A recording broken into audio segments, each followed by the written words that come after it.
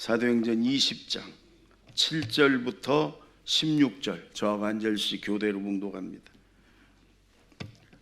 7절부터 16절까지 사도행전 20장입니다. 그 주간의 첫날에 우리가 떡을 때려하여 모였더니 바울이 이튿날 떠나고자 하여 그들에게 강론할세 말을 밤중까지 계속하며 우리가 모인 윗다락에 등불을 많이 켰는데 유두고라 하는 청년이 창에 걸터 앉아 있다가 깊이 졸더니 바울이 강론하기를 더 오래 하며 졸음을 이기지 못하여 3층에서 떨어지거늘 일으켜 보니 죽었는지라. 바울이 내려가서 그 위에 엎드려 그 몸을 안고 말하되 떠들지 말라, 생명이 그에게 있다 하고 올라가 떡을 떼어 먹고 오랫동안 곧 날이 새기까지 이야기하고 떠나니라. 사람들이 살아난 청년을 데리고 가서 적지 않게 위로를 받았더라. 우리는 앞서 배를 타고 아소에서 바울을 태우려고 그리로 가니 이는 바울이 걸어서 가고자 하여 그렇게 정하여 준 것이라. 바울이 아소에서 우리를 만나니 우리가 배에 태우고 미둘레네로 가서 거기서 떠나 이튿날 기호 앞에 오고 그 이튿날 사모에 들르고 또 그 다음날 밀레도에 이르니라. 바울이 아시아에서 지체하지 않기 위하여 예배소를 지나 배 타고 가기로 작정하였으니 이는 될 수 있는 대로 오순절 안에 예루살렘에 이르려고 급히 가미러라. 아멘. 여러분 기도해 주셔서 감독 해외 연수를 잘 다녀왔어요. 처음 간 데가 이제 이태리에 있는 발데제 교회라는 곳에 갔어요. 근데 그게 캐톨릭에서 종교 개혁을 시작한 교회입니다. 가톨릭에서 교황이 이 종교 개혁을 일으키는 사람들을 무자비하게 잡아 죽였거든요. 그래서 많은 사람이 죽었어요. 근데 이 발데제 교회는 이태리의 저 북쪽에 산 높고 험한 산 속에 들어가 가지고 동굴 같은 데서 예배드리고 거기서 살고 그랬던 이제 교파예요. 전 세계 한 5만 명이 있다는데 그 지역에 한 10,000명이 산 밑에 이렇게 마을을 이루고 거주하고 있는데 그 교회를 갔는데요. 교회가 우리 교회 한 절반 정도 되는 교회인데 아무것도 없어요. 저도 오늘 이렇게 와서 교회를 보면서 강단을 화려하게 꾸민 교회들이 많거든요. 꽃꽂이를 막 한 주 매주마다 100만 원씩 들여가지고 막 하고 이 위에도 그냥 화면도 그렇고 그런데 종교 개혁을 일으킨 처음 교회들은 아무것도 없어요. 화분도 하나 안 놔요. 지금도 예배를 드리는데 그냥 강단만 높아요. 거기서 설교하는 목사만 쳐다보는 거예요. 그러니까 철저히 말씀 중심의 교회들이 철저히 천주교는 보이는 걸 굉장히 중요시 여겨가지고 성전 안에 그냥 별의별 것을 다 갖다 놔요. 심지어 사도들의 성인들의 무덤까지 그 예배당 안에다 놓고 시체도 갖다 놓고 그래요. 그런데 볼 게 사실 이 개신교회 말씀 중심의 교회는 볼 게 별로 없어야 돼. 볼 게. 우리는 그래도 화분이라도 2개 갖다 놓고 나무라도 2개 갖다 놨는데 그 교회는 아무것도 없어. 그냥 말씀만 바라보는 거예요. 말씀 전하는 목사만 쳐다보고 하나님 말씀만 듣는 거예요. 그래서 여러분 우리 교회도 이렇게 철저히 말씀 중심에 우리가 영으로 진리로 예배드리는 그런 교회가 됐으면 좋겠어요. 혹시 다른 교회에서 이렇게 서울이나 뭐 저쪽 둔산동 쪽에 그냥 예배당을 화려하게 꾸미는 그런 교회에서 오신 분들, 아이고 왜 이렇게 강단이 허술하니 저러냐? 괜찮아요. 이래야 맞는 거예요. 말씀만 들리고 보여야 맞는 거예요. 아멘. 사람이나 환경이나 이런 것 때문에 우리 눈이 그런 쪽으로 가면 안 돼. 오직 예수님만, 하나님 말씀만 이런 바라봐야 돼. 이번에 미국에 있는 감독까지 우리가 12 감독 부부가 갔는데 제가 가기 전에 하나님 그런 마음을 주셨어요.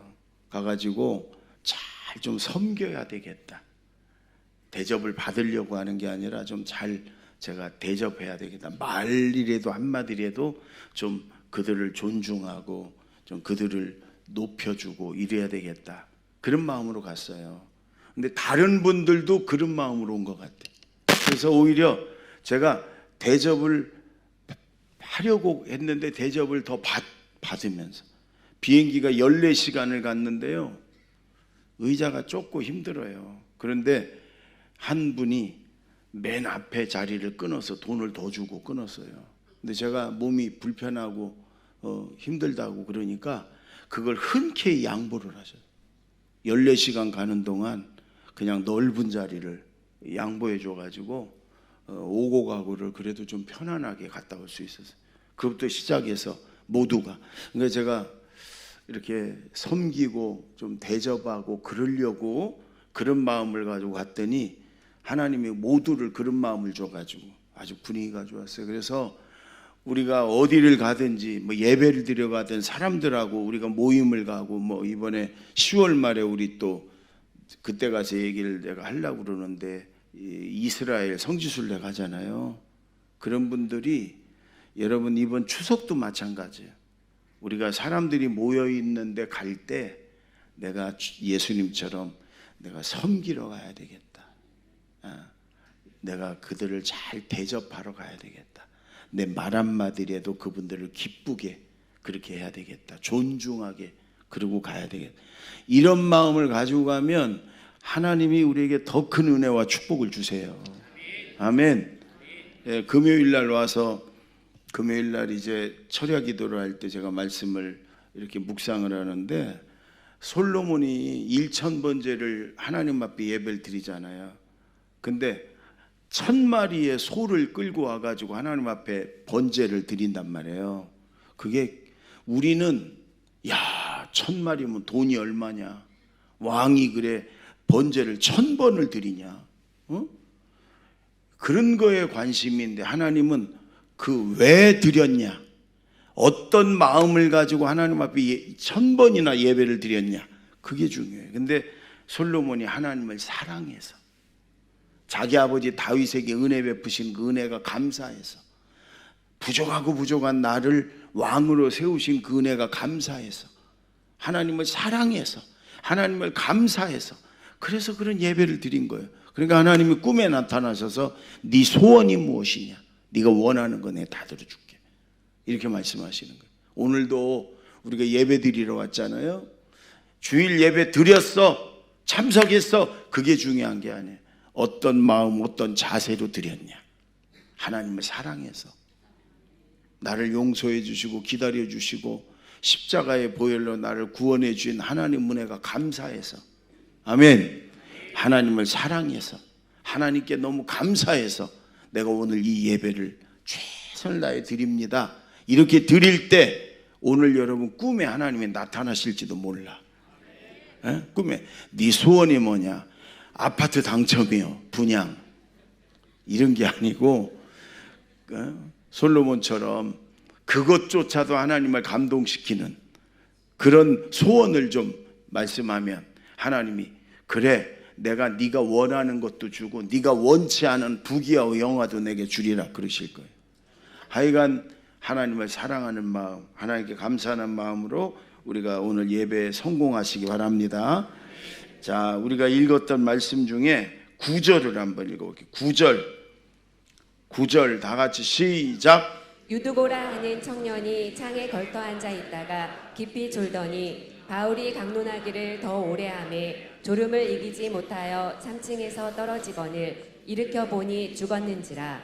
바울이요 지금 에베소라는 곳에서 복음을 전하는데 예루살렘으로 얼른 가서 거기서 사도들에게 보고하고 그 다음에 로마로 가고 싶은 거예요. 로마에 가서 복음을 전하고 로마를 복음화시키고 그래서 에베소에서 이제 마지막 설교를 해요.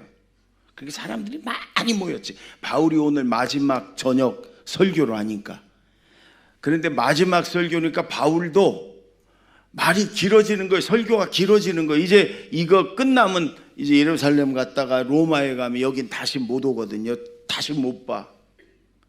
유두고라는 청년이 저 3층에 여기 준이친구 3층 아니야.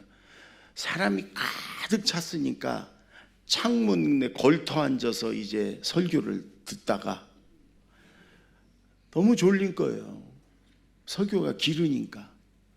그리고 바울이 글은 잘 쓰는데 설교는 조금 못했다고 그래요. 전해오는 얘기에. 그러니까 졸다가 그냥 바울이 설교가 길어지니까 떨어진 거예요. 3층에서. 그게 보니까 죽은 거예요. 그래서 여러분 유명한 말이 있잖아요. 졸면 죽는다. 예. 군대 가면 위병소 입구에 졸면 죽는다. 고속도로에 가끔 보면 졸면 죽는다. 여러분 졸면 죽습니다. 설교 시간에도요 졸면 죽어요. 영이 죽어요. 영이 죽어요. 네. 여러분 우리 육신이 양식을 안 먹으면 죽어요. 그건 뭐 틀림없죠. 제가 섬에서 목회를 했었잖아요. 이 장례도 많이 치렀고 돌아가시는 분도 많이 봤어요. 근데 곡기를 딱 끊으면 이 먹는 걸 두유나 뭐 이런 거 하여간 곡기가 들어간 걸 딱 끊으면 열흘에서 15일 사이에 돌아가셔요. 그래서 우리 섬 사람들이 저한테 물어봐요. 목사님 우리 아버님 언제 돌아가실 것 같냐고.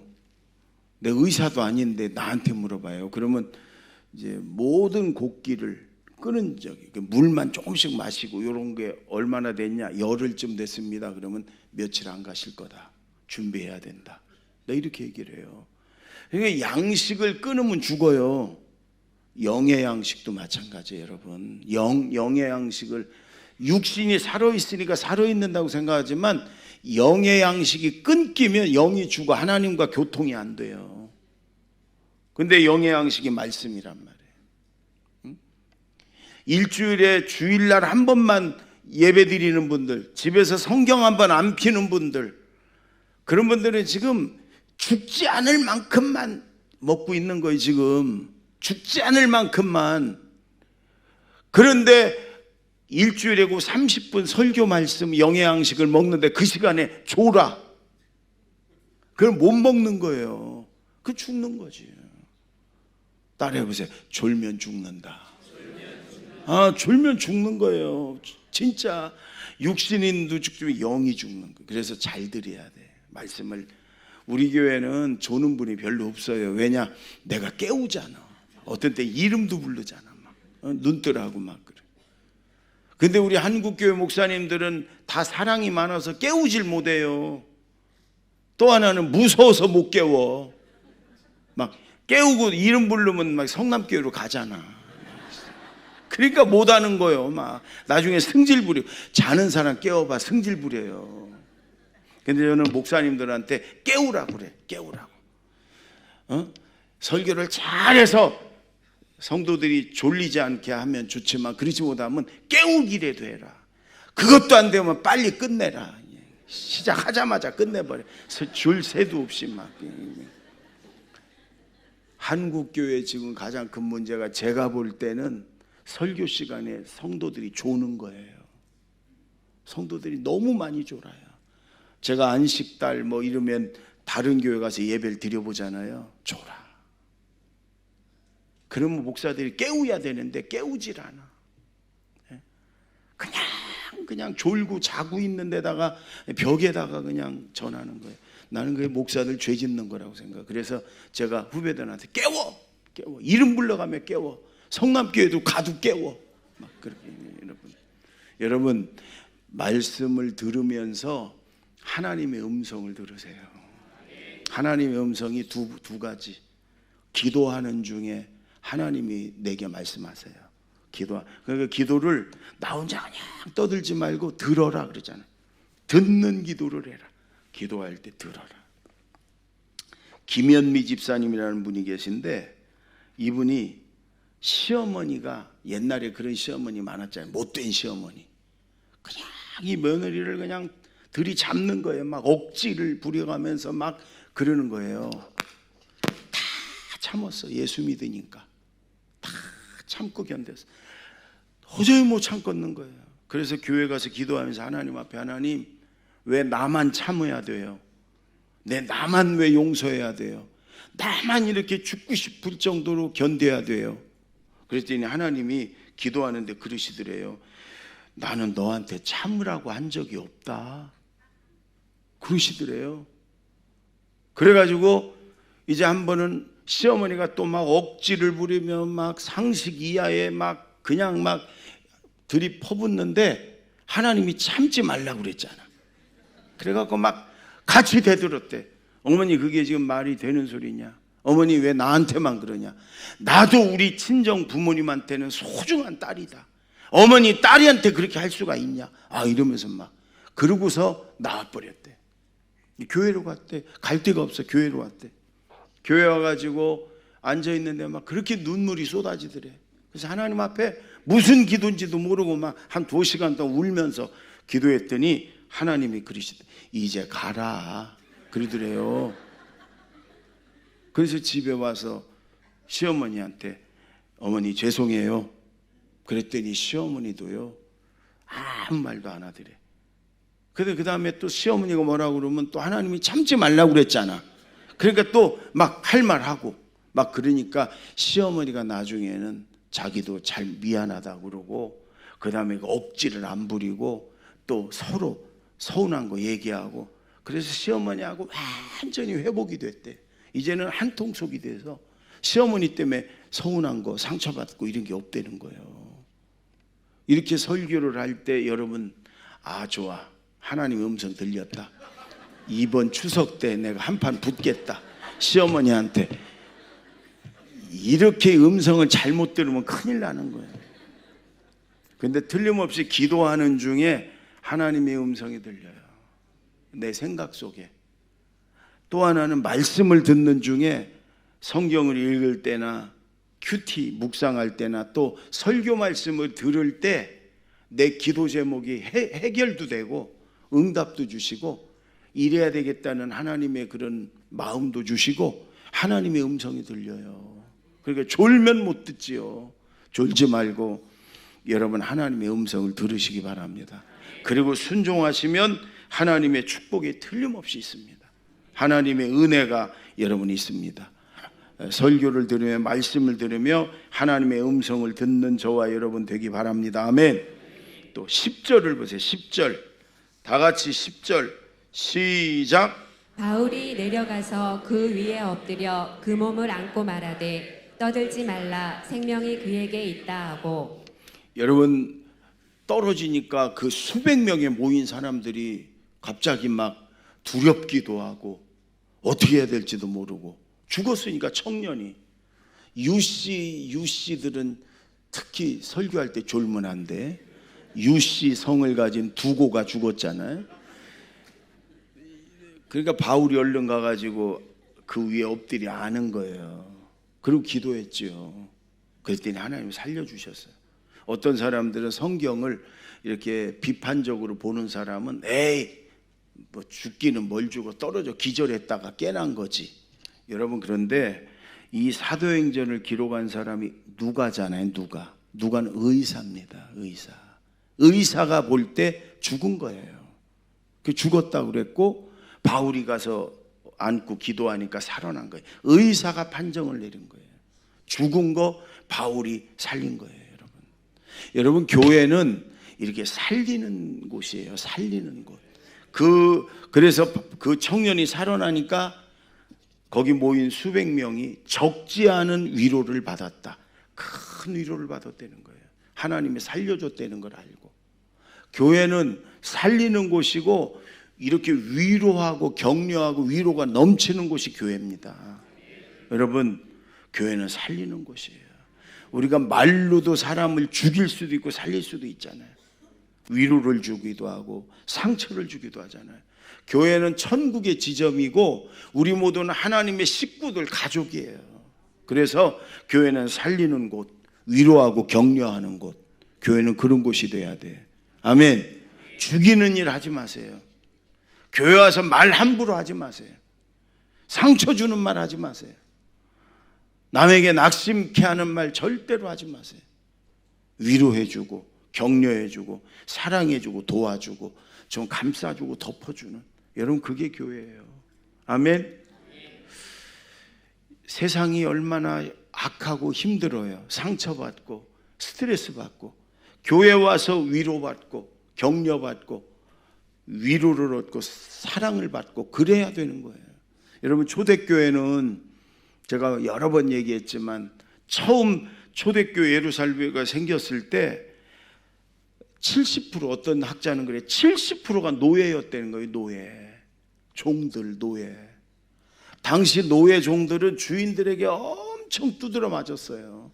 사람 취급을 안 받았어요. 짐승보다도 못했어요. 여러분 그러니까 그들이 주인을 향한 분노가 언제나 막 가득 찼었고 실제로 주인을 죽이고 도망치는 노예도 많았고요. 근데 그들이 교회로 모여들었어요. 하루 종일 일하며 두들겨 맞으며 욕설을 들으며 짐승 이하의 취급을 받던 그들이 교회에 오니까 하나님의 자녀인 거예요. 성도들이 서로 격려해주고 위로해주고 사랑해주고 안아주고 그들이 여러분 교회 와서 이게 치유가 되고 회복이 되는 거예요. 그러니 다시 여러분 그 각자 가정으로 가는데 옛날에는 주인을 보는 눈이 막 살기가 돋을 정도로 내가 저 주인 저거 나를 인간 이하로 취급하고 나를 맨날 두드려 패는 저 주인을 내가 언젠가는 죽이겠다 이런 마음으로 주인을 바라봤는데 이게 교회 와서 회복이 되고 위로가 되고 사랑을 받으니까 주인을 불쌍히 보는 거예요. 불쌍하게. 저러다 지옥 가는데. 그리고 주인을 사랑하게 되는 거예요. 눈이 바뀐 거예요.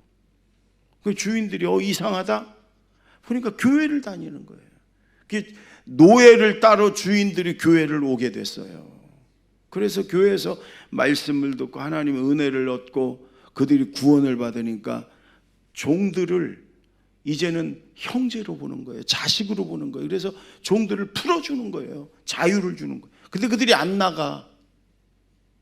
옛날 같으면 주인을 죽이기로 해도 도망치려고 했던 노예들이 안 가. 왜? 이제는 이게 내 가족이고 주인을 주님께 하듯이 하라고 성경이 가르치니까. 그래서 사랑의 종, 사랑의 노예 제도가 생긴 거예요. 신부는 종인데 이제 노예가 아니에요. 이제는 형제고 자식이고 가족이지. 여러분 이 교회가 이렇게 사랑이 넘치고 위로가 넘치고 격려가 넘치고 살리는 교회가 돼야 돼. 우리 교회는 정말 객관적으로라도 좋은 교회인데 다 그런 건 아니야. 꼭 몇 명이 있어요. 상처 주고 말 함부로 하고. 아무리 여러분 목사가 되고 장로가 되고 권사가 됐어도 그건 어린아이가 된 거예요. 직분은 어떨지 몰라도 믿음은 성숙한 건 아니에요. 어린아이 싸우고 상처 주고 그러면 안 되는 거예요. 다른 사람을 존중해주고 사랑해주고. 졸면 죽습니다. 눈을 뜨세요. 졸면 죽어요. 오늘 설교를 제목을 저는 졸면 죽는다 그렇게 하려고 그랬는데 이게 너무 과격한 것 같아서 안 했어요. 여러분 교회는 위로가 넘치고 격려가 넘치고 살리는 교회가 되어야 됩니다. 아멘. 그래서 나는 그렇게 위로하고 격려하는 자가 되겠다. 나는 살리는 자가 되겠다. 하나님이 우리가 그렇게 말씀을 들으며 결심하면 하나님이 정말로 기뻐하시고 하나님의 말씀을 잘 듣는 자가 여러분 되는 거예요. 위로하고 격려하는 자가 됩시다. 아멘. 자, 마지막 이제 16절을 보세요. 16절. 다 같이 읽습니다. 시작. 바울이 아시아에서 지체하지 않기 위하여 예배소를 지나 배 타고 가기로 작정하였으니 이는 될 수 있는 대로 오순절 안에 예루살렘에 이르려고 급히 가미러라. 바울이 이 지역 저 지역 전도 다니면서 꿈이 생겼다고 그랬어요. 당시에 세상의 중심인 로마에 가서 내가 복음을 전해서 로마를 복음화시키면 전 세계에서 모여드는 중요한 사람들이 예수를 믿고 자기 나라로 가서 또 복음을 전하면 예수님 말씀대로 땅끝까지 복음이 전해지겠구나, 모든 세계 사람이 예수 믿고 구원받겠구나, 이런 꿈이 있었어요.